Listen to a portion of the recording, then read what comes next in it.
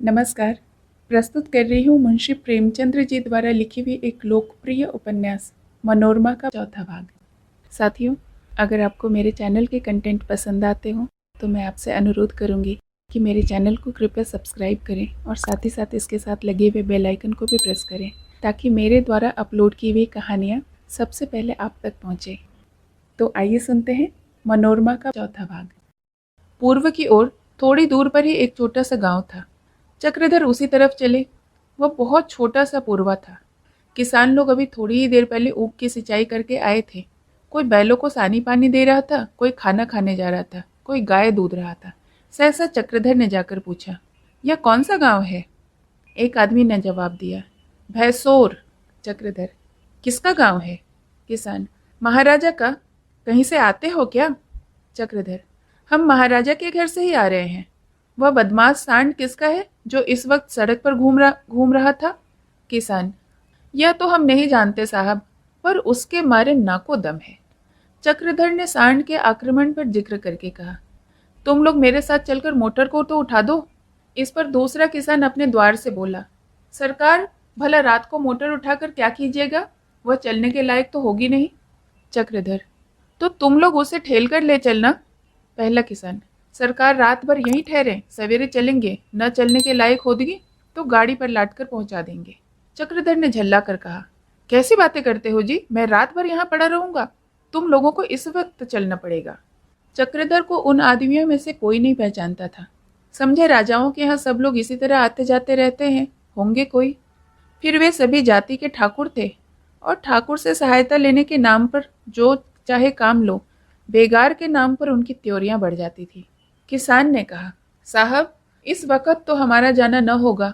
अगर बेगार चाहते हो तो वह उत्तर की ओर दूसरा गांव है, वहां चले जाइए, बहुत चमार मिल जाएंगे। यह कहकर वह घर जाने लगा। चक्रधर को ऐसा क्रोध आया कि उसका हाथ पकड़कर घसीट लूं और ठोकते हुए मारूं और ले चलूं, मगर उन्होंने जब्त कर लिया। मैं सीधे से कहता हूं तो तुम लोग उघाइयां बताते हो। अभी कोई चपरासी आकर दो घुड़कियां जमा देगा तो सारा गांव भेड़ की भांति उसके पीछे चलता चलेगा। किसान वहीं खड़ा हो गया और बोला, सिपाही क्यों घुड़कियां जमाएगा? हम कोई चोर हैं? हमारी खुशी नहीं जाते, आपको जो करना हो कर लीजिए। चक्रधर से अब जब्त न हो सका। छड़ी हाथ में थी। वह बाज की तरह किसान पर टूट पड़े और एक धक्का देकर कहा, चलता है या जमाऊं दो चार हाथ? तुम लात के आदमी, बातों से क्यों मानने लगे? चक्रधर कसरती आदमी थे। किसान धक्का खाकर गिर पड़ा। यूं भी वह करारा आदमी था। उलझ पड़ता तो चक्रधर आसानी से उसे न गिरा सकते थे, पर यह रोब में आ गया। सोचा कोई हाकिम है, नहीं तो उसकी इतनी हिम्मत न पड़ती कि हाथ उठाए। संभल कर उठने लगा। चक्रधर ने समझा शायद यह उठकर मुझ पर वार करेगा। लपक कर फिर एक धक्का दे दिया। सहसा सामने वाले घर से एक आदमी लालटेन लिए हुए बाहर निकला और चक्रधर को देखकर बोला, अरे भगत जी, तुमने यह वेश कब से धारण किया? मुझे पहचानते हो? मैं भी तुम्हारे साथ जेल में था। चक्रधर उसे तुरंत पहचान गए। यह उनका जेल का साथी धन्ना सिंह था। चक्रधर का सारा क्रोध हवा हो गया। लजाते हुए बोले, क्या तुम्हारा गांव इसी घर में है धन्ना?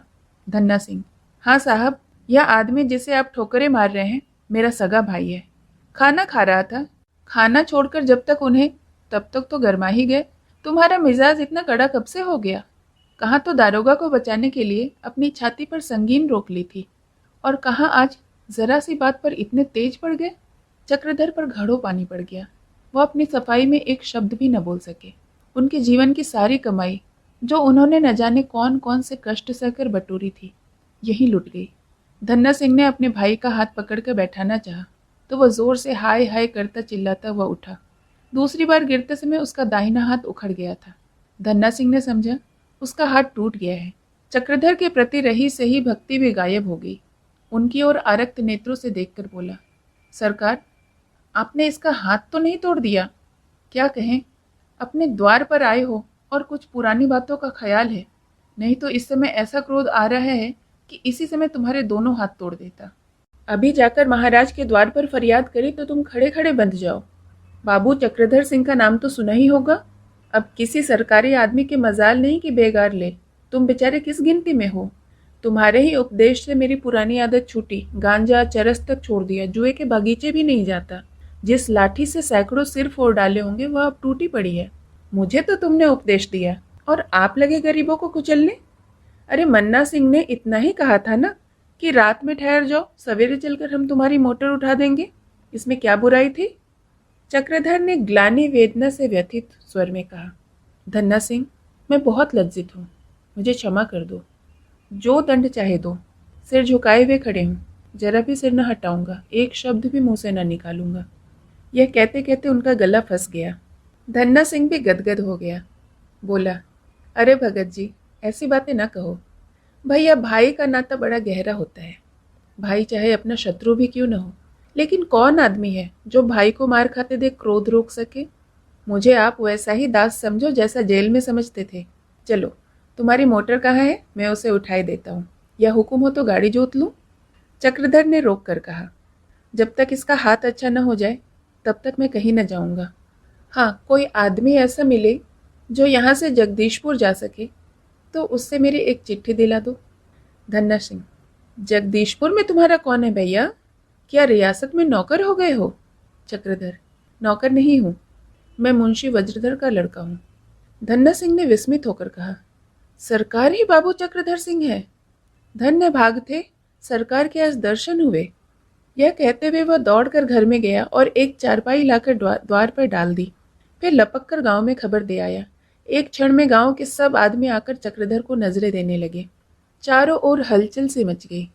सब के सब उसके यश गाने लगे। जब से सरकार आए हैं हमारे दिन फिर गए हैं। आपका शील स्वभाव जैसा सुनते थे वैसा ही पाया। आप साक्षात भगवान हैं। धन्ना सिंह ने कहा, मैंने तो पहचाना ही नहीं, क्रोध में न जाने क्या क्या बक गया। दूसरा ठाकुर बोला, सरकार अपने को खोल देते तो हम मोटर को कंधों पर लाद कर ले चलते। चक्रधर को इन ठकुर सुहाती बातों में जरा भी आनंद न आता था। उन्हें उन पर दया आ रही थी। वही प्राणी जिसे उन्होंने अपने कोप का लक्ष्य बनाया था, उनके शौर्य और शक्ति की प्रशंसा कर रहा था। अपमान को निगल जाना चरित्र पतन की अंतिम सीमा है, और यही खुशामद सुनकर हम लट्टू हो जाते हैं। जिस वस्तु से हमें घृणा होनी चाहिए उस पर हम फूले नहीं समाते। चक्रधर को अब आश्चर्य हो रहा था कि मुझे इतना क्रोध कैसे आया। आज उन्हें अनुभव हुआ कि रियासत की बू कितनी गुप्त और अलक्षित रूप से उनमें समा जाती है, कितने गुप्त और अलक्षित रूप से उनकी मनुष्यता, चरित्र और सिद्धांत का ह्रास हो जाता है। चक्रधर को रात भर नींद न आई। उन्हें बार बार पश्चाताप होता था कि मैं क्रोध के आवेग में क्यों आ गया। जीवन में यह पहला ही अवसर था कि उन्होंने एक निर्बल प्राणी पर हाथ उठाया था, जिसका समस्त जीवन दीन जनों की सहायता में गुजरा हो। उसकी यह काया पलट नैतिक पतन से कम न थी। चक्रधर तो इसी विचार में पड़े हुए थे। अहिल्या अपने सजे हुए शयनगार में मखमली गद्दों पर लेटी अंगड़ाइयां ले रही थी। जब चक्रधर ने कमरे में कदम रखा तो अहिल्या ने त्योरियां चढ़ाकर बोला, अब तो रात रात भर आपके दर्शन नहीं होते। चक्रधर, कुछ तुम्हें खबर भी है? आधे घंटे तक जगाता रहा, जब तुम नहीं जागी तो चला गया। यहाँ आकर तुम सोने में कुशल हो गई हो। अहिल्या, क्या मैं सचमुच बहुत सोती हूँ? चक्रधर, अच्छा, अभी भी तुम्हें उसमें संदेह है? घड़ी में देखो, 8 बज गए हैं। तुम 5 बजे उठकर घर का काम धंधा करने लगती थी। अहिल्या, तब की बात जाने दो, अब उतने सवेरे उठने की क्या जरूरत है? चक्रधर, तो क्या तुम यहाँ उम्र भर मेहमानी खाओगी? अहिल्या ने विस्मित होकर कहा, इसका क्या मतलब? चक्रधर, इसका मतलब यही है कि हमें यहाँ आए बहुत दिन गुजर गए, अब अपने घर चलना चाहिए। अहिल्या, अपना घर कहाँ है? चक्रधर, अपना घर वही है जहाँ अपने हाथों की कमाई है। ससुराल की रोटियाँ बहुत खा चुका। खाने में तो वह बहुत मीठी मालूम होती है, पर उनसे बुद्धि भ्रष्ट हो जाती है। इतने ही दिनों में हम कुछ से कुछ हो गए। यहाँ कुछ दिन और रहा तो कम से कम मैं तो कहीं का न रहूँगा। कल मैंने एक गरीब किसान को मारते मारते अधमुआ कर दिया। उसका कसूर केवल इतना था कि वह मेरे साथ आने पर राजी न होता था। अहिल्या, यह तो कोई बात नहीं, गवारों के उद्दंडपन पर कभी कभी क्रोध आ ही जाता है। मैं भी यहाँ दिन भर लौंडियों पर झल्लाती रहती हूँ, मगर मुझे तो कभी यह ख्याल नहीं आता कि घर छोड़कर भाग जाऊं। चक्रधर, यह तुम्हारा घर है, तुम रह सकती हो, लेकिन मैंने तो जाने का निश्चय कर लिया है। अहिल्या ने अभिमान से सिर उठाकर कहा, तुम न रहोगे तो मुझे यहाँ रहकर क्या लेना है? मेरे राजपाट तो तुम ही हो। जब तुम ही न रहोगे तो अकेले पड़ी पड़ी क्या करूँगी? जब चाहे चलो। हाँ, पिताजी से पूछ लो, उनके बिना पूछे जाना उचित नहीं। मगर एक बात अवश्य कहूँगी, हम लोगों के जाते ही यहाँ का सारा कारोबार चौपट हो जाएगा, रियासत जेर-बार हो जाएगी और एक दिन बेचारे लल्लू को यह सब पापड़ बेलने पड़ेंगे। चक्रधर समझ गए कि अगर मैं आग्रह करूं तो यह मेरे साथ जाने पर राजी हो जाएगी। जब ऐश्वर्य और पति प्रेम दोनों में से किसी एक को लेने या दूसरे को त्याग करने की समस्या पड़ जाएगी तो अहिल्या किस ओर झुकेगी, इसमें लेश मात्र भी संदेह न था। लेकिन वह उसे कठोर धर्म संकट में डालना उचित न समझते थे। आग्रह से विवश होकर यह उनके साथ चली ही गई तो क्या, जब उसे कोई कष्ट होगा मन ही मन झुंझलाएगी और बात बात पर कूढ़ेगी और लल्लू को यहाँ छोड़ना ही पड़ेगा। मनोरमा उसे एक क्षण के लिए भी नहीं छोड़ सकती। राजा साहब तो शायद उनके वियोग में प्राण ही दे दे। पुत्र को छोड़कर अहिल्या कभी भी जाने पर राजी न होगी और गई भी तो बहुत जल्द लौट आएगी। चक्रधर बड़ी देर तक इन्हीं विचारों में मग्न बैठे रहे। अंत में उन्होंने बिना किसी से कुछ कहे सुने चले जाने का संकल्प लिया। इसके सिवा गला छुड़ाने का और कोई उपाय न सूझता था। चक्रधर ने अपने कमरे में जाकर 2-4 कपड़े और किताबें समेट रखी। कुछ इतना ही सामान था जिसे एक आदमी आसानी से एक हाथ में लटकाए लिए जा सकता था। उन्होंने रात को चुपके से बकुचा उठाकर चलने का निश्चय किया। यात्रा की तैयारी करके और अपने मन को अच्छी तरह समझाकर चक्रधर अपने शयनगार में नींद का बहाना करने लगे। वह चाहते थे कि यह सो जाए तो मैं चुपके से अपना बकुचा उठाऊं और लंबा हो जाऊं। मगर निद्रा विलासिनी अहिल्या की आंखों में आज नींद कोसों दूर थी। वह कोई न कोई प्रसंग छेड़कर बातें करती जाती थी। यहाँ तक कि जब आधी रात से अधिक बीत गई तो चक्रधर ने कहा, भाई अब मुझे सोने दो, आज तुम्हारी नींद कहाँ भाग गई। उन्होंने चादर ओढ़ ली और मुंह फेर लिया। गर्मी के दिन थे, कमरे में पंखा चल रहा था, फिर भी गर्मी मालूम होती थी। रोज किवाड़ खुले रहते थे। जब अहिल्या को विश्वास हो गया कि चक्रधर सो गए तो उसने दरवाज़ा अंदर से बंद कर दिया और बिजली की बत्ती ठंडी करके सो गई। आज वह न जाने क्यों इतनी सावधान हो गई थी। पगली, जाने वालों को किसने रोका है। रात बीत चुकी थी। अहिल्या को नींद आते देर न लगी। चक्रधर का प्रेम कातर हृदय अहिल्या के यूं सावधान होने पर बार बार विचलित हो उठा। वह अपने आंसुओं के वेग को रोक न सके। यह सोचकर उनका कलेजा फटा जाता था कि जब प्रातःकाल वह मुझे न पाएगी तो उसकी क्या दशा होगी। चारों ओर सन्नाटा छाया हुआ था। सारा राजभवन शांति में विलीन हो रहा था। चक्रधर ने उठकर द्वारों को टटोलना शुरू किया, पर ऐसा दिशा भ्रम हो गया कि द्वार का ज्ञान न हुआ। आखिर उन्होंने दीवालों को टटोल टटोल कर बिजली का बटन खोज निकाला और बत्ती जला दी। चुपके से कमरे के बाहर आए और अपना हैंडबैग उठाया और बाहर निकले। बाहर आकर चक्रधर ने राजभवन की ओर देखा। असंख्य खिड़कियों और दरीचों से बिजली का दिव्य प्रकाश दिखाई दे रहा था। उन्हें वह दिव्य भवन सहस्र नेत्रों वाले पिशाच की भांति जान पड़ा जिसने उनका सर्वनाश कर दिया था। वह कदम बढ़ाते हुए आगे चले। वह दिन निकलने से पहले इतनी दूर निकल जाना चाहते थे कि फिर उन्हें कोई न पा सके। दिन निकलने में अभी बहुत देर न थी। तारों की ज्योति भी मध्यम हो चली थी। चक्रधर ने और तेजी से कदम बढ़ाना शुरू किया। वह कदम बढ़ाते हुए आगे चले। वह दिन निकलने के पहले इतनी दूर निकल जाना चाहते थे कि फिर उन्हें कोई न पा सके। दिन निकलने में अभी बहुत देर न थी। तारों की ज्योति मंद पड़ चली थी। चक्रधर ने कदम को और तेजी से बढ़ाया।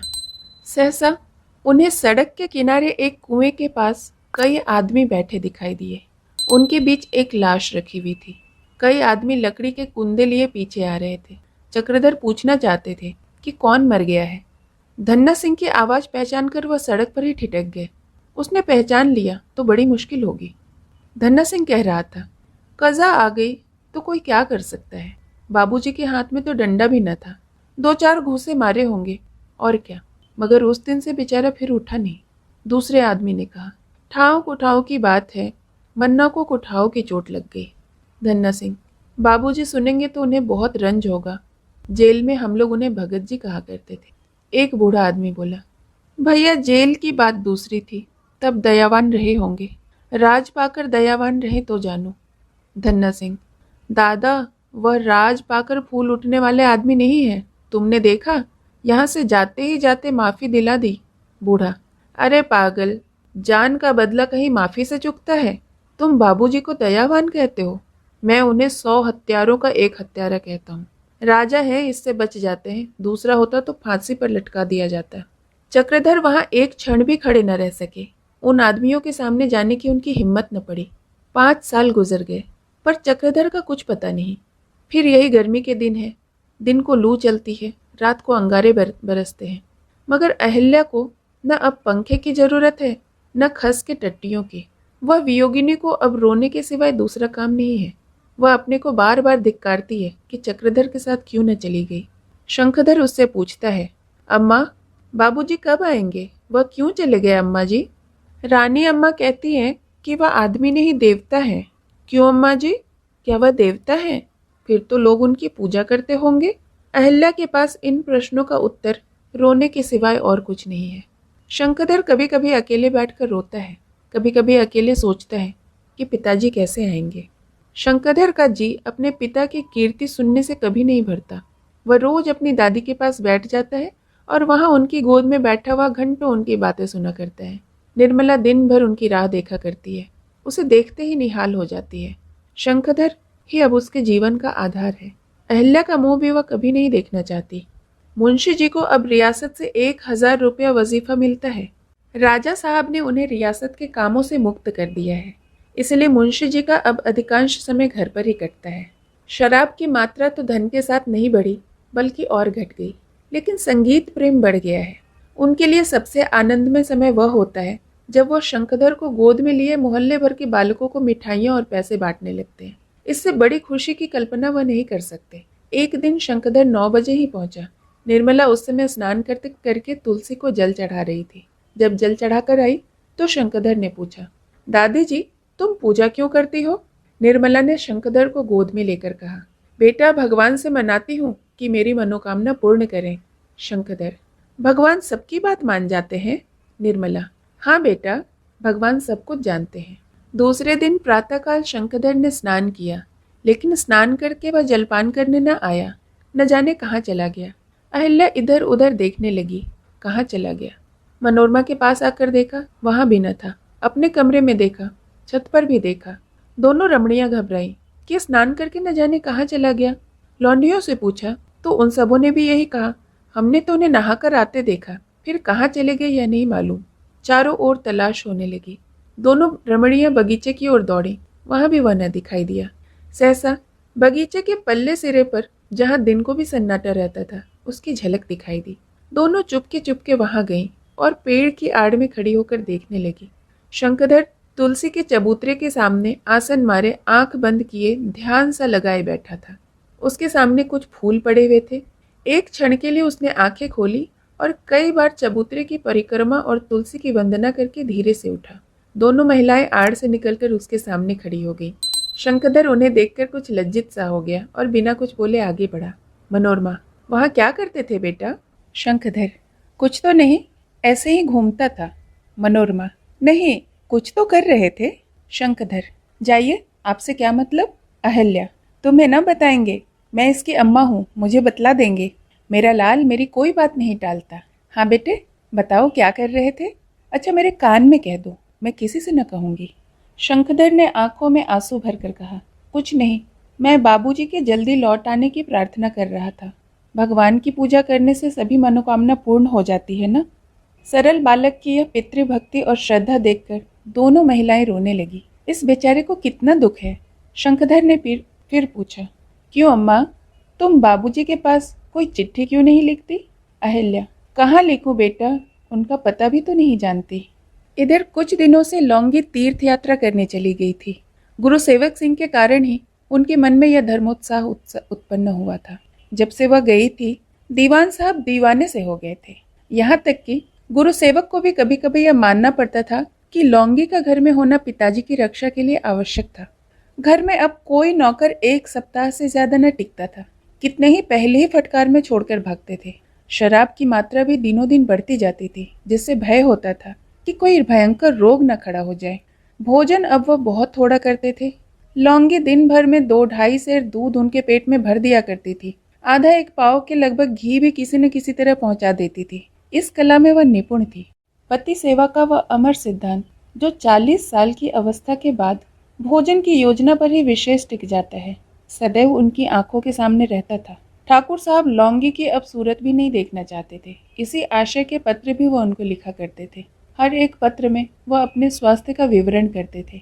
उनकी पाचन शक्ति अब बहुत अच्छी हो गई है। रुधिर के बढ़ जाने से जितने रोग उत्पन्न होते हैं, उनकी अब कोई संभावना न थी। दीवान साहब की पाचन शक्ति अच्छी हो गई हो, पर विचार शक्ति तो जरूरत से ज्यादा क्षीण हो गई थी। निश्चय करने में वह असमर्थ थे। ऐसी ऐसी गलतियां करते थे कि राजा साहब को उनके लिहाज करने पर भी एक एक बार ऐतराज हो जाता था।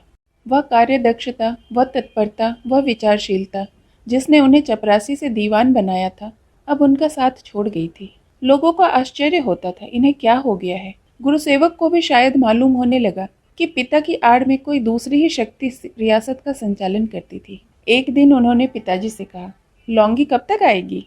दीवान साहब ने उदासीनता से कहा, उसका दिल जाने, यहाँ आने की कोई खास जरूरत तो नहीं मालूम होती। अच्छा है, अपने कमी का प्रायश्चित ही कर ले, यहाँ आकर क्या करेगी। उसी दिन भाई बहन में भी इस विषय पर बातें हुई। मनोरमा ने कहा, भैया, क्या तुमने लौंगी अम्मा को भुला ही दिया? दादाजी की दशा देख रहे हो कि नहीं, सूख कर कांटा हो गए हैं। जब से अम्मा जी का स्वर्गवास हुआ, दादाजी ने अपने को उसके हाथों बेच दिया। लौंगी ने न संभाला होता तो अम्मा जी के शोक में दादाजी प्राण दे देते। मैंने किसी विवाहिता स्त्री में भी इतनी पतिभक्ति नहीं देखी है। अगर दादाजी को बचाना चाहते हो तो जाकर लौंगी अम्मा को अपने साथ लेकर आओ। गुरुसेवक, मेरा जाना तो बहुत मुश्किल है नोरा। मनोरमा, क्यों? इसमें क्या आपका अपमान होगा? गुरुसेवक, वह समझेगी, आखिर इन्हीं को गरज पड़ी, आकर और भी सर चढ़ जाएगी, उसका मिजाज और भी आसमान पर जा पहुंचेगा। मनोरमा, अच्छी बात है, तुम न जाओ, लेकिन मेरे जाने में तो तुम्हें कोई आपत्ति नहीं। गुरुसेवक, तुम जाओगी? मनोरमा, क्यों, मैं क्या हूँ? क्या भूल गई हूँ कि लौंगी अम्मा ने ही मुझे गोद में लेकर पाला है।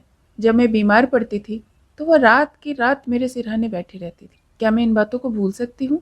माता के ऋण से उऋण होना चाहे संभव हो, उसके ऋण से मैं कभी उऋण नहीं हो सकती, चाहे ऐसे ऐसे 10 जन्म भी ले लूं। गुरुसेवक लज्जित हुए। घर आकर उन्होंने देखा कि दीवान साहब लिहाफ ओढ़े पड़े हुए हैं। पूछा, आपका जी कैसा है? दीवान साहब की लाल आंखें बड़ी बड़ी हो गई थी। बोले, कुछ नहीं, जरा सर्दी लग रही है। गुरुसेवक, आपकी इच्छा हो तो मैं जाकर लौंगी को ले आऊं? हर सेवक, तुम नहीं, तुम उसे बुलाने क्या जाओगे? कोई जरूरत नहीं, उसका जी चाहे तो आए या ना आए। हाँ, उसे बुलाने जाओगी? ऐसी कहाँ की अमीरजादी है।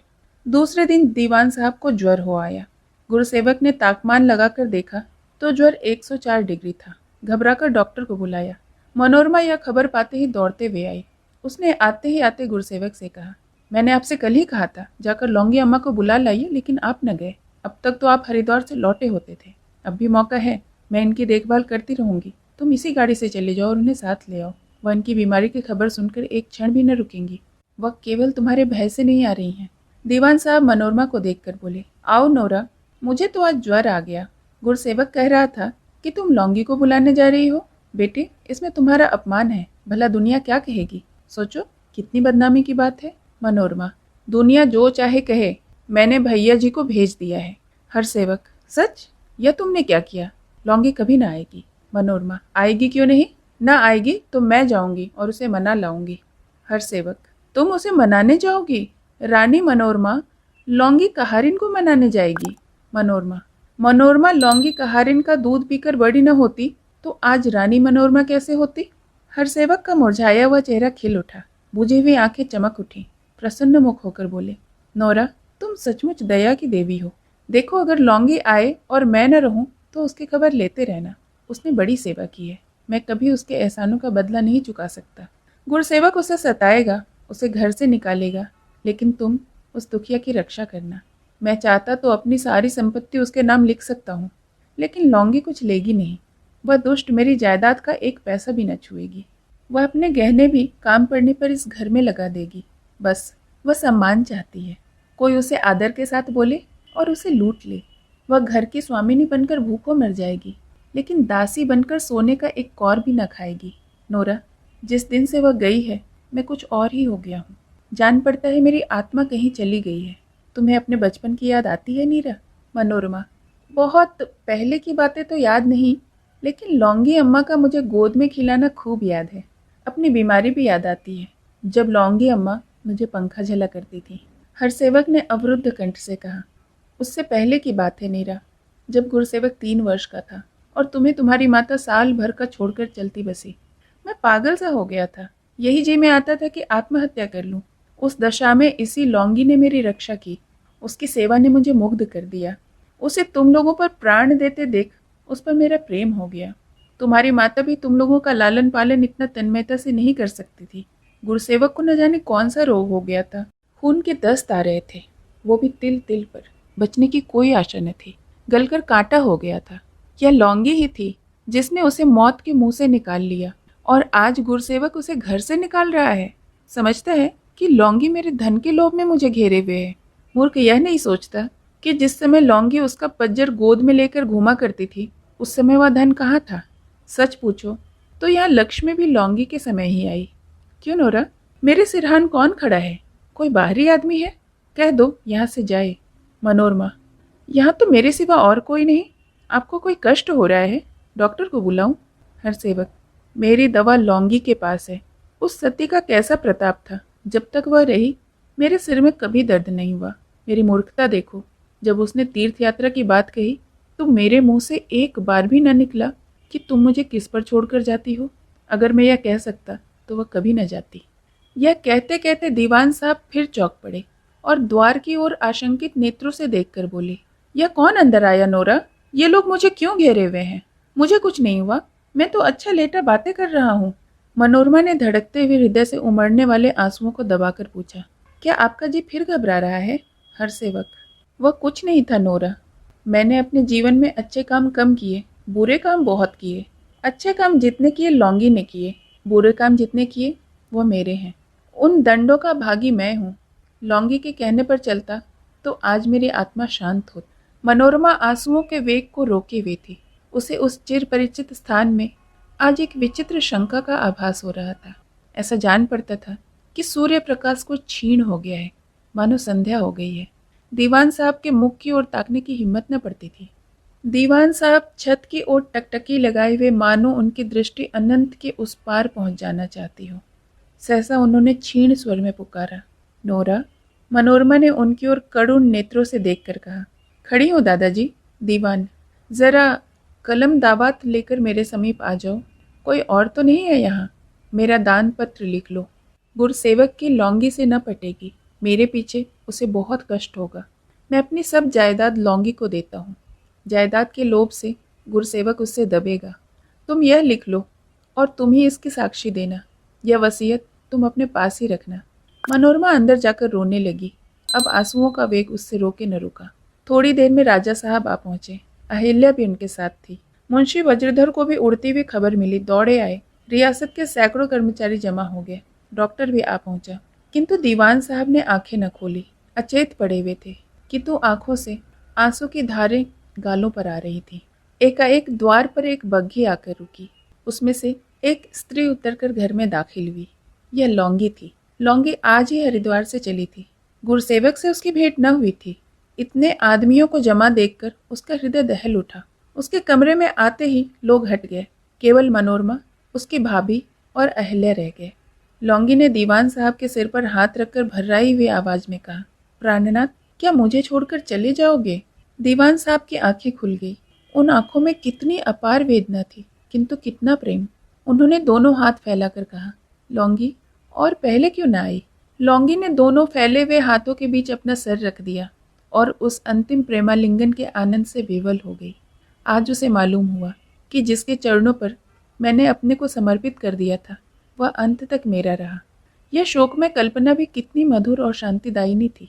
वह इसी विस्मृति की दशा में थी कि मनोरमा का रोना सुनकर चौंक पड़ी और दीवान साहब के मुख की ओर देखा। तब उसने स्वामी के चरणों पर सिर रख दिया और फूट फूट कर रोने लगी। एक क्षण में सारे घर में कोहराम मच गया। ठाकुर हरसेवक सिंह के क्रियाकर्म हो जाने के बाद एक दिन लौंगी ने अपना कपड़ा लत्ता बांधना शुरू किया। उसके पास रुपये पैसे जो कुछ थे वह सब गुरुसेवक को सौंप कर बोली, भैया, मैं अब किसी गांव में जाकर रहूंगी। मुझसे यहाँ नहीं रहा जाता। वास्तव में लौंगी से अब इस घर में न रहा जाता था। घर की एक एक चीज उसे काटने दौड़ती थी। 25 वर्षों तक इस घर की स्वामिनी रहने के बाद वह किसी की आश्रिता न बन सकती थी। वैधव्य के शोक के साथ यह भाव कि मैं किसी दूसरे की रोटियों पर पड़ी रहूं, उसके लिए असहाय था। हालांकि गुरुसेवक पहले से अब कहीं ज़्यादा उसका लिहाज करते थे और कोई ऐसी बात न होने देते थे जिससे उसे रंज हो। फिर भी कभी कभी ऐसी बातें हो जाती थी जो उसकी पराधीनता की याद दिला देती थी। इसलिए अब वह यहाँ से जाकर किसी देहात में रहना चाहती है। आखिर जब ठाकुर साहब ने उसके नाम कुछ न लिखा, उसे दूध की मक्खी की भांति निकाल कर फेंक दिया, तो वह यहाँ क्यों पड़ी रहे और दूसरों का मुंह क्यों जोहे। उसे अब एक टूटे फूटे झोपड़े और एक टुकड़े रोटी के सिवाय कुछ नहीं चाहिए। गुरसेवक ने कहा, आखिर सुने तो कहाँ जाने का विचार कर रही हो। लौंगी, जहाँ भगवान ले जाएंगे वहाँ चली जाऊंगी। कोई नैहर या दूसरा ससुराल तो है नहीं जिसका नाम बता दूं। गुरसेवक, सोचती हो तुम चली जाओगी तो मेरी कितनी बदनामी होगी। दुनिया यही कहेगी कि इनसे एक बेवा का पालन न हो सका। मेरे लिए कहीं मुंह दिखाने की भी जगह न रहेगी। तुम्हें इस घर में जो शिकायत हो वो मुझसे कहो, जिस बात की ज़रूरत हो वो मुझे बतला दो। अगर मेरी तरफ से उसमें ज़रा भी कोर कसर दिखे फिर तुम्हें अख्तियार है, तुम चाहे जो करना। यूं मैं कभी न जाने दूंगा। लौंगी, क्या बांध कर रखोगे। गुरसेवक, हाँ, बांध कर रखेंगे। अगर उम्र भर में लौंगी को गुरसेवक की कोई बात पसंद आई तो यह उनका यही दुराग्रह पूर्ण वाक्य था। लौंगी का हृदय पुलकित हो गया। इस वाक्य में उसे आत्मीयता जान पड़ी। उसने जरा तेज होकर कहा, बांध कर क्यों रखोगे, क्या तुम्हारी बेसाही हूँ। गुरसेवक, हाँ, बेसाही हो। बेसाही न होती तो तुम 30 साल यहाँ कैसे रहती। मैं तुम्हारे पैर तोड़कर रख दूंगा। क्या तुम अपने मन में जो चाहोगी वह कहोगी, जहाँ चाहोगी वहां जाओगी और कोई कुछ न बोलेगा। तुम्हारे नाम के साथ मेरी और मेरे पूज्य बाप की इज्जत बंधी हुई है। लौंगी के जी में आया कि गुरसेवक के चरणों पर सिर रखकर रोऊं और छाती से लगाकर कहूं, बेटा, मैंने तो तुझे गोद में खिलाया है, तुझे छोड़कर भला मैं कहाँ जा सकती हूँ। लेकिन उसने क्रुद्ध भाव से कहा, यह तो अच्छी दिल लगी हुई, यह मुझे बांध कर रखेंगे। गुरसेवक तो झल्लाए हुए बाहर चले गए और लौंगी अपने कमरे में जाकर खूब रोई। गुरसेवक किसी महरी से क्या ऐसा कह सकते थे कि हम तुम्हें बांध कर रखेंगे, कभी नहीं। लेकिन वह अपनी स्त्री से वह यह बात कह सकते थे क्योंकि उनके साथ उनकी इज्जत बंधी हुई थी। थोड़ी देर के बाद वो उठकर एक महरी से बोली, सुनती है रे, मेरे सिर में दर्द हो रहा है, जरा आकर दबा दे। सहसा मनोरमा ने कमरे में प्रवेश किया और लौंगी को सिर में तेल डलवाते हुए देखकर बोली, कैसा है जी अम्मा, सिर में दर्द है क्या। लौंगी, नहीं बेटा, जी तो अच्छा है, आओ बैठो। मनोरमा ने महरी से कहा, तुम जाओ, मैं दबाए देती हूँ। महरी चली गई। मनोरमा सिर दबाने बैठी तो लौंगी ने उसका हाथ पकड़ लिया। बोली, नहीं बेटा, तुम रहने दो, दर्द नहीं था, यूं ही बुला लिया था। कोई देखेगा तो कहेगा बुढ़िया पागल हो गई है, रानी से सिर दबवाती है। मनोरमा ने सिर दबाते हुए कहा, रानी जहाँ हूँ वहाँ हूँ, यहाँ तो तुम्हारी गोद में खेली हुई नोरा हूँ। आज तो भैया जी यहाँ से जाकर तुम्हारे ऊपर बहुत बिगड़ते थे। मैं उसकी टांग तोड़ दूंगा, गर्दन काट दूंगा। कितना पूछा कुछ बताओ, पर गुस्से में कुछ सुने ही नहीं। भाई हैं तो क्या, पर उनका अन्याय मुझसे देखा नहीं जाता। दादाजी उनकी नीयत को पहले ही ताड़ गए थे। मैंने अब तक तुमसे कुछ नहीं कहा अम्मा जी, पर आज उनकी बातें सुनकर कहती हूँ कि पिताजी ने अपनी सारी जायदाद तुम्हारे नाम लिख दी है। लौंगे पर इस सूचना का जरा भी असर न हुआ। किसी प्रकार का उल्लास, उत्सुकता या गर्व उसके चेहरे पर दिखाई न दिया। वह उदासीन भाव से चारपाई पर पड़ी रही। मनोरमा ने फिर कहा, मेरे पास उनकी लिखी हुई वसीयत है और मुझी को उन्होंने अपना साक्षी बनाया था। जब यह महाशय वसीयत देखेंगे तो आंखें इनकी खुलेंगी। लौंगी ने गंभीर भाव से कहा, नोरा, तुम यह वसीयतनामा ले जाकर उन्हीं को दे दो। तुम्हारे दादाजी ने व्यर्थ ही वसीयत लिखाई। मैं उनकी जायदाद की भूखी नहीं हूँ, मैं तो उनके प्रेम की भूखी थी। और ईश्वर को साक्षी देकर कहती हूँ बेटी कि इस विषय में मेरा जैसा भाग्य बहुत कम स्त्रियों का होगा। मैं उनका प्रेम धन पाकर ही संतुष्ट हूँ। इसके सिवाय अब मुझे और किसी धन की इच्छा नहीं। गुरुसेवक को मैंने गोद में खिलाया है, उसे पाला पोसा है। वह मेरे स्वामी का बेटा है। उसका हक मैं किस तरह छीन सकती हूँ, उसके सामने की थाली किस तरह से छीन सकती हूँ। वह फाड़ कर फेंक दो बेटी। यह कागज़ लिखकर उन्होंने अपने साथ और गुरसेवक के साथ अन्याय किया है। गुरसेवक अगर अपने बाप का बेटा है तो मुझे आदर से रखेगा ही। वह मुझे माने या न माने, मैं उसे अपना ही समझती हूँ। तुम मेरा सिर बैठे दबा रही हो, तो क्या धन में कभी इतना सुख मिल सकता है। गुरसेवक के मुंह से अम्मा सुनकर मुझे वह खुशी होगी जो संसार की रानी बनकर भी मुझसे न हो। तुम इनसे इतना ही कह देना। यह कहते कहते लौंगी की आंखें सजल हो गई। मनोरमा उसकी ओर प्रेम, श्रद्धा, गर्व और आश्चर्य से ताक रही थी, मानो वो कोई देवी हो। जगदीश्वर के ठाकुर द्वारे में नित्य साधु महात्मा आते रहते थे। शंखधर उनके पास जा बैठता और उनकी बातें बड़े ध्यान से सुनता। उसके पास चक्रधर की तस्वीर थी। उससे मन ही मन साधुओं की सूरत का मिलान करता। पर उस सूरत का साधु उसे दिखाई न देता था। किसी की भी बातचीत से चक्रधर की टोह न मिलती थी। एक दिन मनोरमा के साथ शंखधर भी लौंगी के पास पहुंच गया। लौंगी बड़ी देर तक अपनी तीर्थ यात्रा की चर्चा करती रही। शंखधर उसकी बातें गौर से सुनने के बाद बोला, क्यों दाई, तो तुम्हें साधु सन्यासी तो बहुत मिले होंगे? लौंगी ने कहा, हाँ बेटा, मिले क्यों नहीं। एक सन्यासी तो ऐसा मिला था कि हूबहू तुम्हारे बाबूजी की सूरत मिलती थी। बदले हुए वेश में ठीक से पहचान तो न सकी, लेकिन मुझे ऐसा मालूम होता था कि वही है। शंखधर ने बड़ी उत्सुकता के साथ पूछा, जटा बड़ी बड़ी थी? लौंगी, नहीं, जटा शटा तो नहीं थी, न वस्त्र ही गेरुआ था। हाँ, कमंडल अवश्य लिए हुए थे। जितने दिन मैं जगन्नाथपुरी में रही, वह एक बार रोज मेरे पास आकर पूछ जाते थे, क्यों माताजी, आपको किसी बात का कष्ट तो नहीं? और यात्रियों से भी वह यह बात पूछते थे। शंखधर बोला, दाई, तुमने यहाँ तार क्यों न दिया, हम लोग फौरन पहुंच जाते। लौंगी, अरे तो कोई बात भी तो हो बेटा, न जाने कौन था कौन न था, बिना जाने बुझे क्यों तार देती। शंखधर, मैं यदि उन्हें एक बार देख पाऊं तो फिर कभी साथ ही न छोड़े। क्यों दाई, आजकल वह सन्यासी जी कहाँ होंगे? मनोरमा, अब दाई या कहाँ से जाने, सन्यासी कहीं एक जगह रहते हैं जो वह बता दें। शंखधर, अच्छा दाई, तुम्हारे ख्याल से सन्यासी जी की उम्र क्या रही होगी? लौंगी, मैं समझती हूँ उनकी उम्र 40 वर्ष की रही होगी। शंखधर ने कुछ हिसाब करके कहा, रानी अम्मा, यही तो बाबूजी की उम्र होगी ना? मनोरमा ने बनावटी क्रोध से कहा, हाँ हाँ, वही सन्यासी तुम्हारे बाबूजी हैं। बस अब माना, अभी उम्र 40 की कैसे हो जाएगी? शंखधर समझ गया कि मनोरमा को यह जिक्र बुरा लगता है। इस विषय में फिर उसने मुंह से एक भी शब्द न निकाला। लेकिन वहां रहना अब उसके लिए असंभव था। पुरी का हाल तो उसने भूगोल में पढ़ा था, लेकिन अब उस अल्प ज्ञान से उसे संतोष न हो सकता था। वह जानना चाहता था कि पुरी को कौन सी रेल जाती है, वहां जाकर लोग कहाँ ठहरते हैं। घर के पुस्तकालय में शायद कोई ऐसा ग्रंथ मिल जाए, यह सोचकर वह बाहर आया और शौफर से बोला, मुझे घर पहुंचा दो। घर आकर पुस्तकालय में जा ही रहा था कि गुरुसेवक सिंह मिल गए। शंखधर उन्हें देखते ही बोला, गुरुजी, जरा कृपा करके मुझे पुस्तकालय से कोई ऐसी पुस्तक निकाल दीजिए जिसमें तीर्थ स्थानों का पूरा पूरा हाल लिखा हो। गुरुसेवक ने कहा, ऐसी तो कोई किताब पुस्तकालय में नहीं है। शंखधर, अच्छा, तो मेरे लिए ऐसी कोई किताब मंगवा दीजिए। यह कहकर वह लौटा ही था कि कुछ सोचकर बाहर चला आया और एक मोटर तैयार करा के शहर चला गया। अभी उसका 13वां ही साल लगा था, लेकिन चरित्र में इतनी दृढ़ता कि जो बात मन में ठान लेता उसे पूरा करके ही छोड़ता था। शहर जाकर उसने अंग्रेजी पुस्तकों की कई दुकानों में तीर्थ यात्रा संबंधी पुस्तकें देखी और किताबों का एक बंडल लेकर घर आ गया। राजा साहब भोजन करने बैठे तो शंखधर वहां न था। अहिल्या ने जाकर देखा तो वह अपने कमरे में कोई किताब पढ़ रहा था। अहिल्या ने कहा, चलकर खाना खा लो, दादाजी बुला रहे हैं। शंखधर, अम्मा जी, आज मुझे बिल्कुल भूख नहीं। अहिल्या, कोई नई किताब लाए हो क्या? अभी भूख नहीं? कौन सी किताब है? अहिल्या ने उसके सामने खुली हुई किताब उठा ली और 2-4 पंक्तियां पढ़कर बोली, इसमें तो तीर्थों का हाल लिखा हुआ है। जगन्नाथ, बद्रीनाथ, काशी, रामेश्वर। यह किताब कहाँ से लाए? शंखधर, आज ही तो बाजार से लाया हूँ। दाई कहती थी कि बाबूजी की सूरत का एक सन्यासी उन्हें जगन्नाथ में मिला था।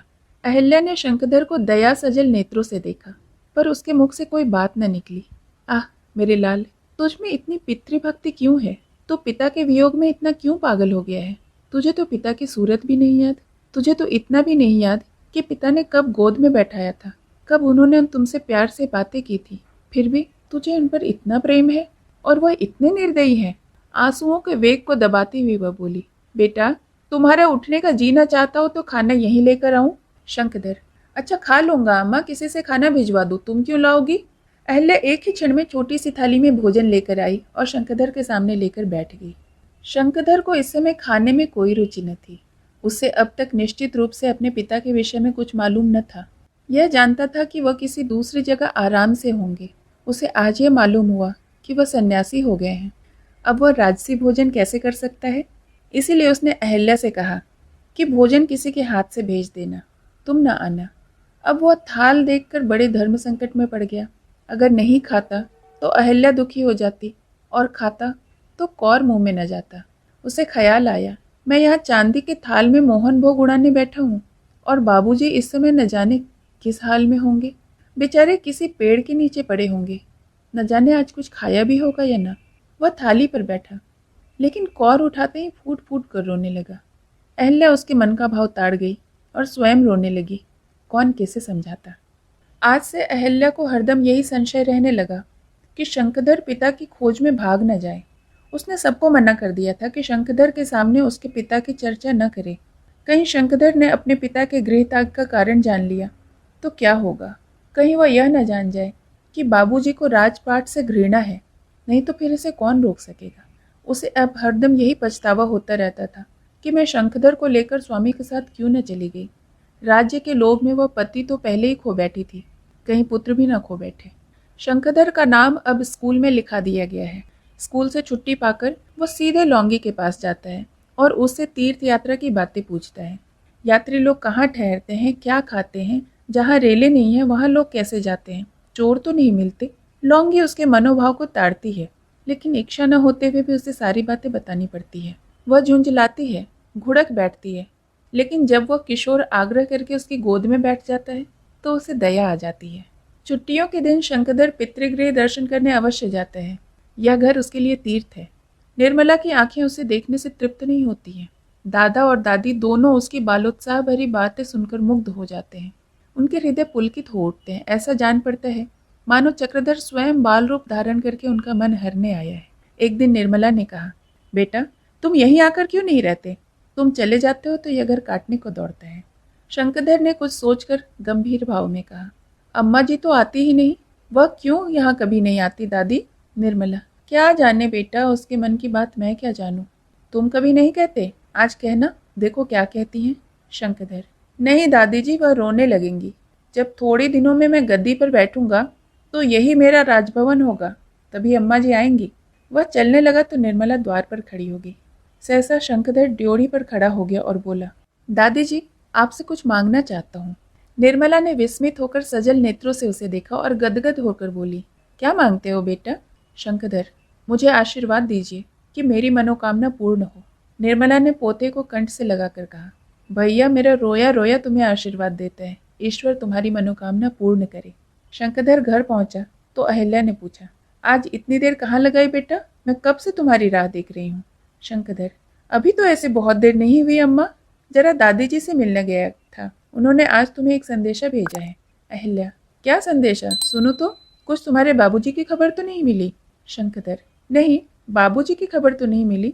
तुम कभी कभी वहाँ क्यों नहीं चली जाती?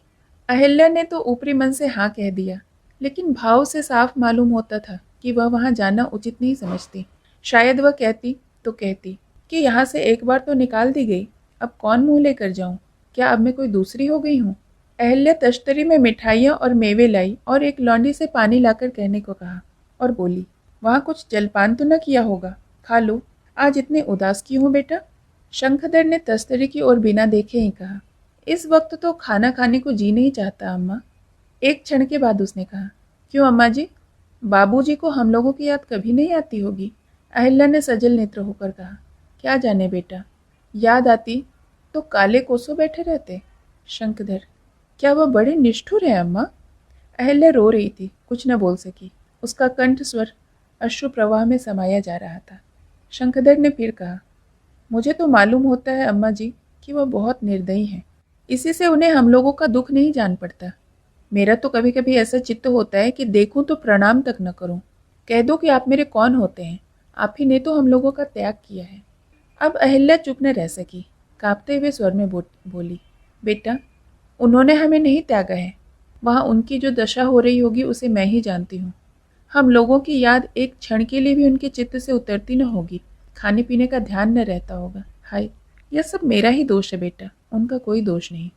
शंखधर ने कुछ लज्जित होकर कहा, अच्छा अम्मा जी, यदि मुझे देखें तो वह मुझे पहचान जाएंगे? अहिल्या, तुझे?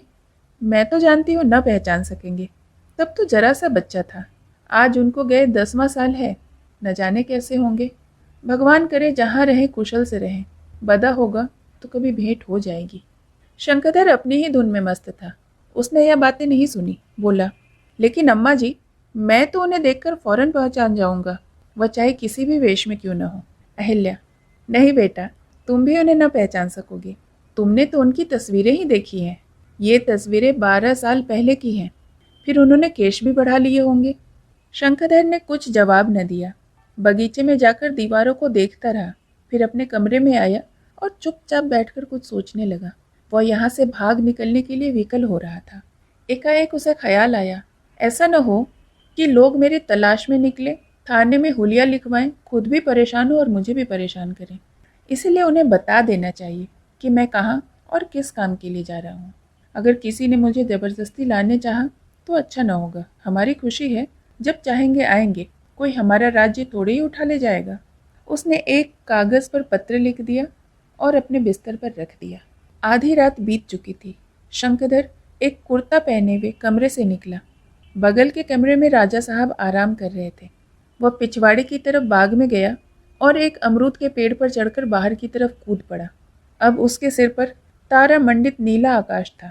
सामने विस्तृत मैदान और छाती में उल्लास, शंका और आशा से धड़कता हुआ हृदय। वह बड़ी तेजी से कदमों को बढ़ाता हुआ चला। कुछ नहीं मालूम कि किधर जा रहा है, तकदीर कहाँ लिए जाती है। 5 वर्ष व्यतीत हो गए, पर न शंखधर का कहीं पता चला और न चक्रधर का। राजा विशाल सिंह ने दया और धर्म को तिलांजलि दे दी है और खूब दिल खोलकर अत्याचार कर रहे हैं। दया और धर्म से जो कुछ होता है उसका अनुभव करके वह अब यह अनुभव करना चाहते हैं कि अधर्म और अविचार से क्या होता है। प्रजा पर नाना प्रकार के अत्याचार किए जा रहे हैं। उनकी फरियाद कोई नहीं सुनता। राजा साहब को किसी पर दया नहीं आती। अब क्या रह गया है जिसके लिए वह धर्म का दामन पकड़े? वह किशोर अब कहाँ, जिसके दर्शन मात्र से हृदय में प्रकाश का उदय हो जाता था।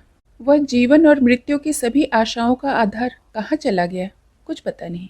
इतने प्राणियों में से केवल एक मनोरमा है जिसने अभी तक धैर्य का आश्रय नहीं छोड़ा, लेकिन उसकी भी अब कोई नहीं सुनता। राजा साहब अब उसकी सूरत भी नहीं देखना चाहते। वह उसी को सारी विपत्ति का मूल कारण समझते हैं। वह मनोरमा जो उनकी हृदयेश्वरी थी, जिसके इशारे पर रियासत चलती थी, अब भवन में भिखारिन की तरह रहती है। कोई उसकी बात तक नहीं पूछता। वही इस भीषण अंधकार में अब भी दीपक की भांति जल रही है, पर उसका प्रकाश केवल अपने तक ही रह जाता है, अंधकार में प्रसारित नहीं होता। संध्या हो गई है। सूर्य देव पहाड़ियों की आड़ में छिप गए हैं।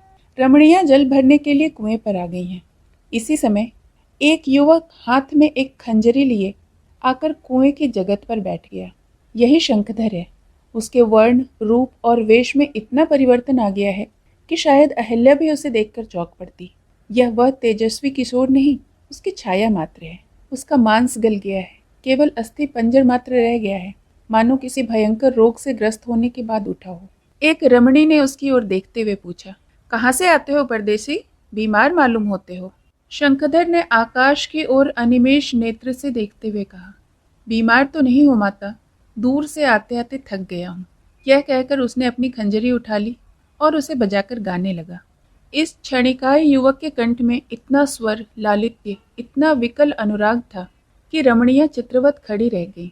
एक युवती ने पूछा, बाबा जी, अब तो बहुत देर हो गई है, यहीं ठहर जाओ ना, आगे तो बहुत दूर तक कोई गांव भी नहीं है। शंखधर, आपकी इच्छा है माता तो यहीं ठहर जाऊंगा। भला माता जी, यहाँ कोई महात्मा तो नहीं रहते? दूसरी रमणी ने कहा, अभी कई दिन हुए एक महात्मा आकर टिके थे, पर वह साधुओं के भेष में न थे। वहाँ यहाँ 1 महीने रहे। तुम 1 दिन पहले आते तो उनके दर्शन हो जाते थे। एक वृद्धा बोली, साधु संत तो बहुत देखे, पर ऐसा उपकारी जीव नहीं देखा। तुम्हारा घर कहाँ है बेटा? शंखधर, कहाँ बताओ माता, यूं ही घूमता फिरता रहता हूँ। वृद्धा, अभी तुम्हारे माता पिता है ना बेटा? शंखधर, कुछ मालूम नहीं माता, पिताजी तो बहुत दिन हुआ कहीं चले गए। मैं तब 2-3 वर्ष का था। माताजी का हाल भी मालूम नहीं। वृद्धा, तुम्हारे पिताजी क्यों चले गए? तुम्हारी माता से झगड़ा हुआ था? शंखधर, नहीं माताजी, झगड़ा तो नहीं हुआ था, गृहस्थी के मोह माया में नहीं पड़ना चाहते थे। वृद्धा, तो तुम्हें घर छोड़े कितने दिन हुए? शंखधर, 5 साल हो गए माता, पिताजी को खोजने निकल पड़ा था, पर अब तक कहीं पता न चला। एक युवती ने वृद्धा से कहा, अम्मा, इनकी सूरत महात्मा जी से मिलती है कि नहीं? वृद्धा, हाँ रे, कुछ कुछ तो मालूम होता है। क्यों बेटा, तुम्हारे पिताजी की क्या अवस्था होगी? शंखधर, 40 के लगभग होगी। वृद्धा, आंखें खूब बड़ी बड़ी हैं? शंखधर, हाँ माता जी, उतनी बड़ी आंखें तो मैंने किसी की नहीं देखी। वृद्धा, लंबे लंबे गोरे आदमी हैं। शंखधर का हृदय धक धक करने लगा। बोला, हाँ माताजी, उनका रंग बहुत गोरा है। वृद्धा, बेटा, जिन महात्मा की मैंने तुमसे चर्चा की है उनकी सूरत तुमसे बहुत मिलती है। शंखधर, माता, कुछ बता सकती हो वहां यहाँ से किधर गए हैं? वृद्धा, यह तो कुछ नहीं कह सकती, पर वह उत्तर की ओर गए हैं। शंखधर ने कांपते हुए हृदय से पूछा, उनका नाम क्या था माताजी?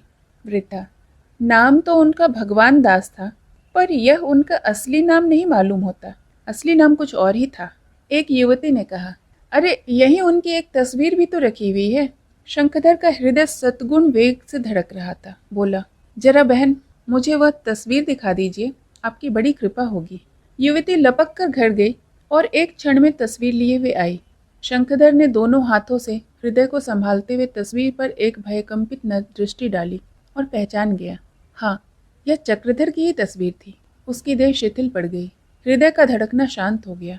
आशा, भय, चिंता और अस्थिरता से व्यग्र होकर वह हतबुद्धि सा खड़ा रह गया, मानो किसी पुरानी बातों को याद कर रहा हो। सहसा उसने निंद्रा से जगे हुए मनुष्य की भांति पूछा, वह इधर उत्तर की ओर गए हैं ना? आगे कोई गांव पड़ेगा? वृद्धा, हाँ बेटा, 5 कोस पर एक गांव है, भला सा नाम है, हाँ, साईगंज। लेकिन आज तो तुम यहीं रहोगे ना? शंकर ने केवल इतना ही कहा। नहीं माता, आज्ञा दीजिए, और खंजरी उठाकर चलता खड़ा हुआ। रात्रि के उस अगम्य अंधकार में शंखधर भागा चला जा रहा था। उसके पैर पत्थर के टुकड़ों से छलनी हो गए थे। सारी देह थककर चूर हो गई थी। भूख के मारे आंखों के सामने अंधेरा छा जाता था। प्यास के मारे कंठ में कांटे पड़ रहे थे। पैर कहीं रखता था, पड़ते कहीं थे, पर वह गिरता पड़ता भागता चला जाता था। अगर वह प्रातः काल तक साईगंज न पहुंचा तो संभव है कि चक्रधर कहीं और चले जाएं। फिर उस अनाथ की 5 साल की मेहनत और दौड़ धूप पर पानी न फिर जाए। हिंसक पशुओं का भयंकर गर्जन सुनाई देता था। अंधेरे में खड्ड और खाई का पता न चलता था, पर उसे अपने प्राणों की चिंता न थी। उसे केवल यह धुनी थी, मुझे सूर्योदय के पहले साईगंज पहुंचना चाहिए। गगन मंडल पर उषा का लोहित प्रकाश छा गया। तारागण किसी थके हुए पथिक की भांति अपनी उज्ज्वल आंखें बंद किए विश्राम करने लगे। पंछीगण वृक्षों पर चहचहाने लगे, पर साईगंज का कहीं पता न चला।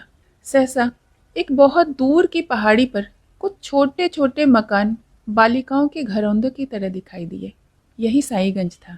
शंकर का कलेजा धक धक करने लगा। उसके जीर्ण शरीर में अद्भुत स्फूर्ति का संचार हो गया। पैरों में न जाने कहाँ से दुगुना बल आ गया। पहाड़ी की चढ़ाई कठिन थी। शंखधर को ऊपर बढ़ने का रास्ता भी न मालूम था। न ही कोई आदमी दिखाई देता था जिससे रास्ता पूछ सके। वह कमर बांधकर चलने लगा। गांव के आदमी ने ऊपर से आवाज दी, इधर कहाँ आते हो भाई? रास्ता तो पश्चिम की ओर से है, कहीं पैर फिसल जाए तो 200 हाथ नीचे जाओगे। लेकिन शंखधर को इन बातों को सुनने की फुर्सत कहाँ थी। दम के दम में वह ऊपर पहुंच गया और पूछा, बाबा भगवान दास अभी यही है ना? किसान, कौन बाबा भगवान दास? शंखधर, बाबा भगवान दास को नहीं जानते? वो इसी गांव में तो आए हैं। साईगंज यही है ना? किसान, साईगंज? अरे साईगंज तो पूरब छोड़ आए, इस गांव का नाम तो बेंदो है। शंखधर ने हताश होकर कहा, तो साईगंज यहाँ से कितनी दूर है? किसान, साईगंज तो पड़ेगा यहाँ से कोई 5 कोस, मगर रास्ता बहुत बीहड़ है। शंखधर कलेजा थामकर बैठ गया। 5 कोस की मंजिल, उस पर रास्ता बीहड़। उसने आकाश की ओर एक बार नैराश्य में डूबी हुई आंखों से देखा और सिर झुकाकर सोचने लगा, यह अवसर फिर हाथ न आएगा। अगर आराध्य देव के दर्शन आज न किए तो फिर न कर सकूंगा। बैठने का समय फिर आएगा, या तो इस तपस्या का अंत हो जाएगा या इस जीवन का ही। वह उठ खड़ा हुआ। किसान ने कहा, क्या चल दिया भाई, चिलम विलम पी लो। लेकिन शंखधर इसके पहले ही चल चुका था। वह कुछ नहीं देखता, कुछ नहीं सुनता, चुपचाप किसी अन्य शक्ति की भांति चला जा रहा था। रास्ते में जो मिलता उससे वह पूछता, साईगंज कितनी दूर है? जवाब मिलता, बस आगे साईगंज ही है। आखिर दोपहर होते होते उसे दूर से एक मंदिर का कलश दिखाई दिया। एक चरवाहे से पूछा, यह कौन गांव है? उसने कहा, साईगंज है। लेकिन ज्यों ज्यों गांव निकट आता था, शंकर के पांव सुस्त पड़ते थे। उसे यह शंका होने लगी कि यह यहाँ से चले न गए हों, अब उनसे भेंट न होगी। वह इस शंका को कितना ही दिल से निकालना चाहता था, पर वह अपना आसन न छोड़ती थी। साईगंज दिखाई देने लगा। स्त्री पुरुष खेतों में अनाज काटते नजर आने लगे।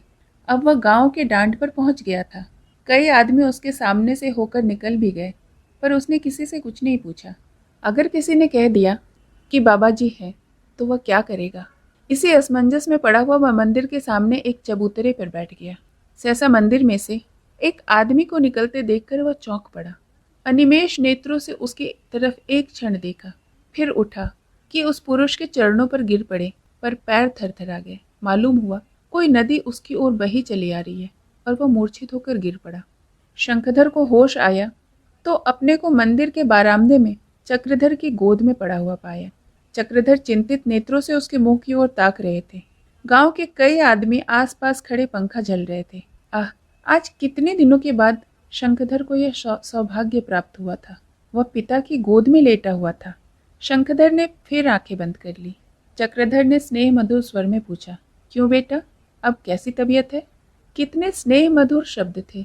किसी के कानों ने कभी इतने कोमल शब्द सुने हैं? उसने कोई उत्तर न दिया। उसका जी चाहा इन चरणों पर सर रखकर खूब रोए। इससे बढ़कर और किसी सुख की वह कल्पना ही न कर सकता था। चक्रधर ने फिर पूछा, क्यों बेटा, कैसी तबीयत है? शंखधर ने कातर स्वर में कहा, अब तो अच्छा हूँ। आपका ही नाम बाबा भगवान दास है? चक्रधर, हाँ, मुझे को बाबा भगवान दास कहते हैं। शंखधर, मैं आपके ही दर्शनों के लिए आया हूँ। आपके दर्शन हुए मैं कृतार्थ हो गया। अब मेरे संकट कट जाएंगे। आप ही मेरा उद्धार कर सकते हैं। चक्रधर का चित्त अस्थिर हो गया। उस युवक के रूप और वाणी में न जाने कौन सी बात थी जो उसके मन में उससे बातचीत करने की प्रबल इच्छा हो रही थी। जरा पूछना चाहिए कि यह युवक कौन है, क्यों मुझसे मिलने को इतना उत्सुक है, कितना सुशील बालक है, इसकी वाणी में कितना विनय है, और स्वरूप देव कुमारों सा है। एक आदमी पानी लाया। शंखधर ने मुंह हाथ धोया और चाहता था कि खाली पेट पानी पी ले, लेकिन चक्रधर ने मना किया। अभी पानी न पियो, आओ कुछ भोजन कर लो। शंखधर, बड़ी प्यास लगी है। चक्रधर, पानी कहीं भागा तो नहीं जाता?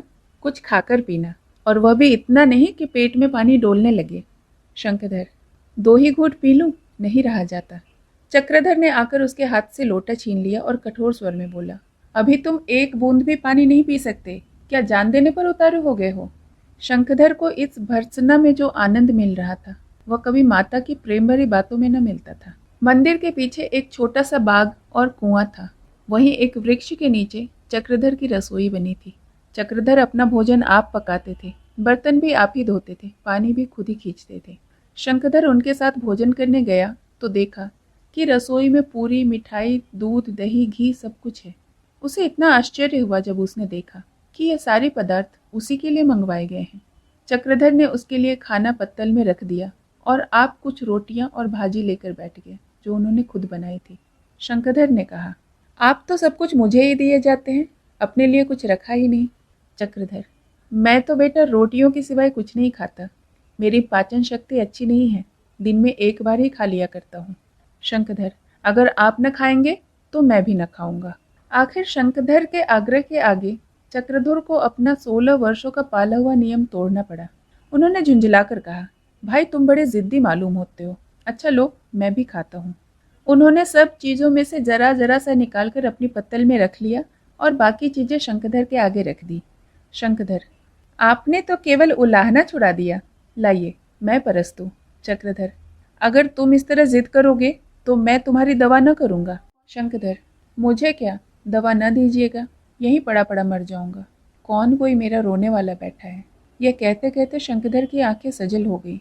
चक्रधर ने विकल होकर कहा, अच्छा लाओ, तुम ही अपने हाथों से दे दो, अब शब्द क्यों मुंह से निकालते हो। शंखधर ने सभी चीज़ों में से आधी से अधिक उनके सामने रख दी और आप एक पंखा लेकर उन्हें झलने लगा। चक्रधर ने वात्सल्यपूर्ण कठोरता से कहा, मालूम होता है आज तुम मुझे बीमार करोगे, भला इतनी चीज़ें मैं कैसे खा सकूंगा।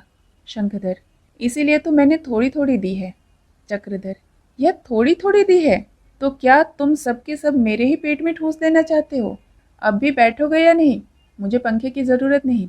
शंखधर, आप खाइए, मैं तो आपकी जूठन खाऊंगा। उसकी आंखें फिर सजल हो गई। चक्रधर ने तिरस्कार के भाव से कहा, क्यों भाई, मेरी जूठन क्यों खाओगे? अब तो सब बातें तुम्हारे ही मन की हो रही हैं। शंखधर, मेरी बहुत दिनों से यही आकांक्षा थी। जब से आपकी कीर्ति सुनी है तभी से यह अवसर खोज रहा हूँ। चक्रधर को फिर हार मारनी पड़ी। वह एकांतवासी संयमी व्रतधारी योगी आज इस अपरिचित दीन बालक के दुराग्रहों को किसी भांति टाल न सकता था। चक्रधर जब भोजन करके उठ गए तो उसने उसी पत्तल में अपनी चीजें डाल दी और भोजन करने बैठ गया। ओह, इस भोजन में कितना स्वाद था!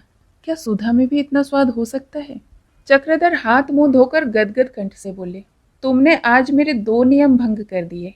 बिना जाने किसी को मेहमान बना लेने का यही फल होता है। मैं ऐसे जिद्दी लड़के को अपने साथ न रखूंगा। तुम्हारा घर कहाँ है? यहाँ से कितनी दूर है? शंखधर, मेरा तो कोई घर नहीं। चक्रधर, माता पिता तो होंगे, वह किस गांव में रहते हैं? शंखधर, यह मुझे नहीं मालूम। पिताजी तो मेरे बचपन में ही घर से चले गए थे और माताजी का 5 साल से मुझे कोई समाचार न मिला है। चक्रधर को ऐसा मालूम हुआ मानो पृथ्वी नीचे से खिसकी जा रही है, मानो वह जल में बहे जा रहे हैं। पिताजी बचपन में ही घर से चले गए और माताजी का 5 साल से कुछ समाचार नहीं मिला। भगवान, क्या वह यही नन्हा सा बालक है जिसे अपने हृदय से निकालने की चेष्टा करते हुए आज 16 वर्षों से अधिक हो गए? उन्होंने हृदय को संभालते हुए पूछा, तुम 5 साल तक कहाँ रहे बेटा, जो घर नहीं गए?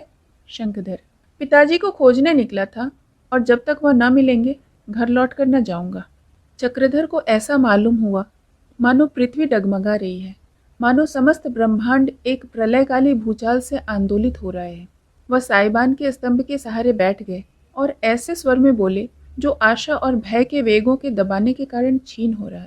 यह प्रश्न न था बल्कि एक जानी हुई बात का समर्थन मात्र था। तुम्हारा नाम क्या है बेटा? वह धड़कते हुए हृदय से उत्तर की ओर कान लगाए थे, जैसे कोई अपराधी अपना कर्म दंड सुनने के लिए न्यायाधीश की ओर कान लगाए खड़ा हो। शंखधर ने जवाब दिया, मेरा नाम तो शंखधर सिंह है। चक्रधर, और तुम्हारे पिताजी का क्या नाम है? शंखधर, उन्हें मुंशी चक्रधर सिंह कहते हैं। चक्रधर, घर कहाँ है? शंखधर, जगदीशपुर। सर्वनाश! चक्रधर को ऐसा ज्ञात हुआ कि उनकी देह से प्राण निकल गए हों, मानो चारों ओर शून्य है। शंखधर, बस यही शब्द उस प्रशस्त शून्य में एक पक्षी की भांति चक्कर लगा रहा था। शंखधर, यही एक स्मृति थी जो उस प्राण शून्य दशा में चेतना को संस्कारों से बांधी हुई थी। शंखधर को अपने पिता के साथ रहते 1 महीना हो गया था। न वह जाने का नाम लेता, न चक्रधर ही जाने को कहते। शंखधर इतना प्रसन्न चित्त रहता मानो अब उसके लिए संसार में कोई दुख, कोई बाधा नहीं है। इतने ही दिनों में उसका रंग रूप कुछ और ही हो गया था। मुख पर यौवन का तेज झलकने लगा था और जीर्ण शरीर भर आया। मालूम होता है कोई अखंड ब्रह्मचर्य व्रतधारी ऋषि कुमार है। चक्रधर को अपने हाथों कोई काम नहीं करना पड़ता था। शंखधर कभी उन्हें अपनी धोती भी छाटने नहीं देता था। दोनों प्राणियों के जीवन का वह समय सबसे आनंदमय होता था जब एक प्रश्न करता और दूसरा उत्तर देता। बाबा जी अपने जीवन के सारे अनुभव, दर्शन, धर्म, इतिहास की सारी बातें खोलकर पिला देना चाहते हैं। दूसरों से उसकी सज्जनता और सहनशीलता का बखान सुनकर उन्हें कितना गर्व होता है। वह मारे आनंद से गदगद हो जाते हैं, उनकी आंखें सजल हो जाती हैं। जब सब जगह यह बात खुल गई है कि यह युवक उनका पुत्र है, दोनों की सूरतें इतनी मिलती जुलती हैं, चक्रधर के इनकार करने पर भी किसी को विश्वास नहीं आता। जो बात सब जानते हैं उसे वह स्वयं नहीं जानते और न जानना चाहते हैं। शंखधर को कभी कभी प्रबल इच्छा होती थी कि पिताजी के चरणों पर गिर पड़ूं और साफ साफ कह दूं। उसी के मन में यह इच्छा नहीं थी। चक्रधर भी कभी कभी पुत्र प्रेम में विकल हो जाते और चाहते थे कि उसे गले लगाकर कहूं, बेटा तुम ही मेरे आंखों के तारे हो, तुम ही मेरे जिगर के टुकड़े हो। वह शंखधर के मुख से उसकी माता की विरह व्यथा, दादी के शोक और दादा के क्रोध की कथाएं सुनते न थकते थे। रानी जी उससे इतना प्रेम करती थी, यह चर्चा सुनकर चक्रधर बहुत दुखी हो जाते थे। इस तरह 1 महीना गुजर गया और अब शंखधर को यह फिक्र हुई कि इन्हें किसी बहाने से घर ले चलूं। आहा, कैसे आनंद का समय होगा जब मैं इनके साथ घर पहुंचूंगा। लेकिन बहुत सोचने पर भी उसे कोई बहाना न मिला। तब उसने निश्चय किया कि माताजी को पत्र लिखकर क्यों न यहीं बुला लूं। माताजी पत्र पाते सिर के बल दौड़ी आएंगी। वह पछताया कि मैंने व्यर्थ ही इतनी देर लगाई। उसी रात को उसने अपनी माता के नाम पत्र लिख डाला। वहाँ का पता, ठिकाना, रेल का स्टेशन, सभी बातें स्पष्ट करके लिख दी। 1 महीना पूरा गुजर गया पर न अहिल्या आई न ही दूसरा कोई और। शंखधर दिन भर उसकी बाट जोहता रहता। रेल का स्टेशन वहाँ से 5 मील पर था। रास्ता भी साफ था, फिर भी कोई न आया। चक्रधर जब कहीं चले जाते तो वह चुपके से रेल के स्टेशन पर जाता और निराश होकर लौट आता। आखिर 1 महीने के बाद तीसरे दिन उसे एक पत्र मिला, जिसे पढ़कर उसके शोक की सीमा न रही। अहिल्या ने लिखा था, मैं बड़ी अभागिन हूँ। तुम इतनी कठिन तपस्या करके जिस देवता के दर्शन कर पाए, उसके दर्शन करने की परम अभिलाषा होने पर भी मैं हिल नहीं सकती। 1 महीने से बीमार हूँ, जीने की आशा नहीं। अगर तुम आ जाओ तो तुम्हें देख लूँ, नहीं तो यह अभिलाषा भी साथ ही जाएगी। मैं कई महीने हुए आगरे में पड़ी हुई हूँ, जी घबराया करता है। अगर किसी तरह स्वामी जी को ला सको तो अंत समय में उनके चरणों के दर्शन भी पा लूँ। मैं जानती हूँ वह न आएंगे। व्यर्थ है उनसे आग्रह न करना, मगर तुम आने में एक क्षण का भी विलंब न करना। शंकरधर डाक खाने के सामने खड़ा देर तक रोता रहा। उसका मुंह उतरा देखा तो चक्रधर ने पूछा, क्यों बेटा, आज उदास क्यों मालूम होते हो? शंकरधर, माताजी का पत्र आया है, वह बहुत बीमार हैं। मैं पिताजी को खोजने निकला था, वह तो न मिले, माता भी चली जा रही हैं। आपके पास बड़ी बड़ी आशाएं लेकर आया था, पर आपने भी अनाथ पर दया न की। आपको परमात्मा ने योग बल दिया है, आप चाहते तो मेरे पिताजी की टोह लगा देते। चक्रधर ने गंभीर स्वर में कहा, बेटा, मैं कोई योगी नहीं हूँ, पर तुम्हारे पिताजी की टोह लगा चुका हूँ, उनसे मिल भी चुका हूँ। वह गुप्त रीति से तुम्हें देख भी चुके हैं। शंकरधर, आपने पिताजी से भेंट की और मुझसे कुछ न कहा। इससे तो यह प्रकट होता है कि आपको मुझ पर तनिक भी दया नहीं आती है। चक्रधर ने कुछ जवाब न दिया। वह अत्यंत कठिन परीक्षा में पड़े हुए थे। बहुत दिनों के बाद अनायास ही उन्होंने पुत्र का मुख देखा था। वे सारी भावनाएं जिन्हें वह दिल से निकाल चुके थे जाग उठी और इस समय वियोग के भय से अंतर्नाद कर रही थी। वह मोह बंधन उसे वे बड़ी मुश्किल से ढीला कर पाए थे, अब उन्हें शतगुण वेग से अपनी ओर खींच रहा था। सहसा शंखधर ने अवरुद्ध कंठ से कहा, तो मैं निराश हो जाऊं? चक्रधर ने हृदय से निकलते हुए उच्छ्वास को दबाते हुए कहा, नहीं बेटा, संभव है कभी वह स्वयं पुत्र प्रेम से विकल होकर तुम्हारे पास दौड़ आए। अगर तुम अपने जीवन में ऊंचे आदर्श का पालन कर सके तो तुम उन्हें अवश्य खींच लाओगे। शंखधर, आपके दर्शन मुझे फिर कब होंगे? आपका पता कैसे चलेगा? मैंने आपको पिता तुल्य ही समझा है और जीवन पर्यंत यही समझता रहूँगा। इन चरण कमलों की भक्ति मेरे मन में सदैव बनी रहेगी। आपके दर्शनों के लिए मेरी आत्मा सदैव विकल रहेगी और माता जी के स्वस्थ होते ही मैं फिर आपकी सेवा में आ जाऊंगा। चक्रधर ने आर्द्र कंठ से कहा, नहीं बेटा, तुम ये कष्ट न करना। मैं स्वयं कभी कभी तुम्हारे पास आ जाया करूँगा। मैंने भी तुमको पुत्रतुल्य समझा है और सदैव ऐसा ही समझता रहूँगा। मेरा आशीर्वाद सदैव तुम्हारे साथ है। संध्या समय शंकरधर अपने पिता से विदा होकर चला। चक्रधर को ऐसा मालूम हो रहा था मानो उनका हृदय वक्षस्थल को तोड़कर शंखधर के साथ चला जा रहा है। जब वह आंखों से ओझल हो गया, उन्होंने एक लंबी सांस ली और बालकों की भांति बिलख बिलख कर रोने लगे। उन्हें ऐसी भावना हुई कि फिर उस प्रतिभा संपन्न युवक के दर्शन न होंगे। शेष कहानी अगले भाग में। सुनने के लिए बहुत बहुत धन्यवाद।